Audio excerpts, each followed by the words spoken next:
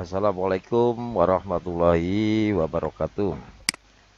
Puji syukur alhamdulillah, marilah kita panjatkan kehadirat Allah Subhanahu wa taala yang mana pada kesempatan hari ini semoga kita semuanya berbahagia dan sehat selalu. Pada kesempatan yang berbahagia ini eh, kami akan menerangkan atau menjelaskan cabang seni rupa yang pada semester ke-1 kita sudah jelaskan tentang seni rupa dengan ragam hias ya. Itu kita sudah jelaskan di semester yang ke-1. Dan untuk semester yang kedua kita akan melangkah kepada di mana ragam hias itu akan dituangkan ke dalam media. Nah, medianya berbagai macam, bermacam-macam ya. Ada yang tekstil, ada yang eh, kertas ataupun kanvas, dan yang mungkin akan kita bahas pada kesempatan hari ini, kita akan membahas dalam media kaca. Kenapa kita ambil media kaca? Karena wilayah kita atau daerah kita itu terkenal dengan lukisan kacanya, terutama Gegesik, Cirebon. Nah, di mana lukisan kaca ini sudah sangat umum lah di wilayah kita ini ya, anak-anakku. Baiklah, nanti kita akan coba bagaimana mengenal nanti ataupun bagaimana cara membuat. Mungkin di pertemuannya akan datang bagaimana cara membuat atau menerapkan di dalam lukisan kaca. Tapi pada kesempatan ini kita hanya menjelaskan tentang teori saja dulu tentang ragam hias yang tepat untuk dituangkan ke dalam lukisan kaca. Baiklah, di sini contoh yang karya dari ragam hias yang sudah diaplikasikan atau sudah diterapkan di dalam media bahan kaca. Nah, cantik bukan? Cakep bukan? Nah, indah ya.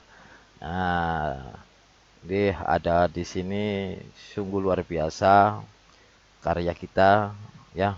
Artinya karya seniman-seniman kita di dalam menuangkan ide kreatifnya ke bahan kaca. Nah, di sini yang akan kita bahas pada kesempatan hari ini adalah tentang ragam hias yang ada di Indonesia. Nah, ragam hias yang ada di Indonesia. Artinya karena kita berada di Indonesia, jadi kita manfaatkan segala sumber daya alam ya yang ada di Indonesia. Nah, kita termasuk negara yang sangat subur, sangat makmur lah, sehingga baik letak geografis ataupun iklim sangat mendukung sekali untuk kita bisa mencari ya, inspirasi di dalam membuat karya. Nah, terutama di sini kita lebih sering mengaplikasikan bentuk-bentuk makhluk hidup ya yang ada di sekitar kita dan kadang menjadi ciri dari wilayah kita. Yang pertama, ragam hias makhluk hidup. Ragam hias makhluk hidup karena di wilayah kita ini termasuk eh, mempunyai kaya akan ragam makhluk hidup, baik binatang, tumbuhan yang baik ada di darat, ada di laut, ya, air ataupun udara. Kita sangat lengkap. Nah, yang kedua ragam hias dekoratif. Nah, ini ragam hias dekoratif. Yang ketiga ragam hias geometris, dan yang terakhir ragam hias tumbuhan. Baiklah, kita akan lanjut. Sini ragam hias makhluk hidup. Nah, merupakan ragam hias yang mengambil inspirasi dari makhluk hidup di darat, laut, udara pada wilayah tertentu dan dimodifikasi menjadi ragam hias khas wilayah tersebut. Contoh, dalam lukisan kaca ini seperti ada motif Paksingan, Naga Liman, ada motif. Kalau di Gegesik biasanya kita lihat saja yang menjadi ikon kita yaitu Garuda. Itu merupakan suatu ragam hias daripada makhluk hidup. Di situ ada penggabungan dari binatang-binatang yang mitologi lah ya. Antara lain di situ ada kayak ada naga, ular ataupun ada sayap burung ya, dan berbadan seperti singa atau berbadan seperti gajah. Itu semuanya adalah bentuk ragam hias. Nah, kalau tumbuhannya itu biasanya lebih kepada bunga-bungaan ataupun pohon. Atau kalau kita sering melihat di lukisan kaca itu ada gambar kayak motif gunungan itu, gunungan. Itu gunungan merupakan ragam hias. Nah, motif kegunungan yang sering sering kita lihat. Nah, kalau di sini contoh-contohnya ya. Nah, itu yang termasuk ragam hias.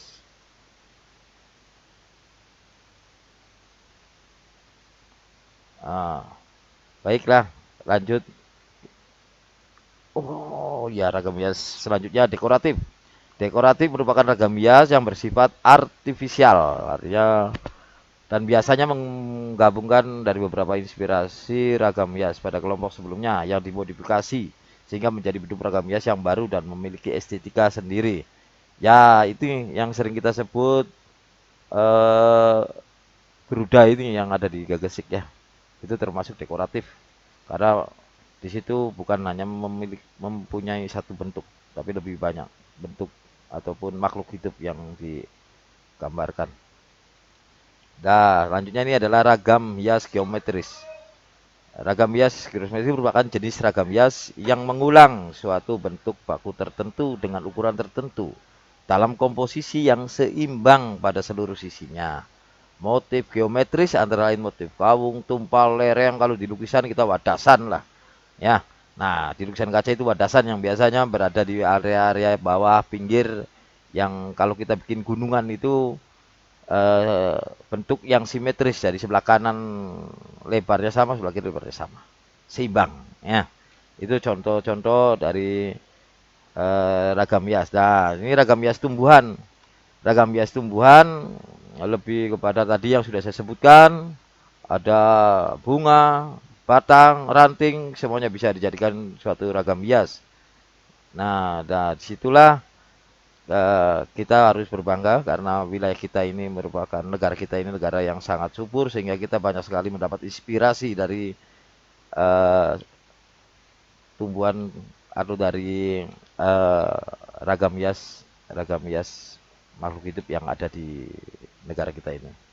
Ya, mungkin itu saja dari kami selaku guru seni budaya dalam menjelaskan tentang ragam hias dalam media bahan kaca. Mudah-mudahan bisa bermanfaat dan jika ada kata-kata yang kurang berkenan mohon maafkan. Itu saja, terima kasih. Saya akhiri. Wassalamualaikum warahmatullahi wabarakatuh.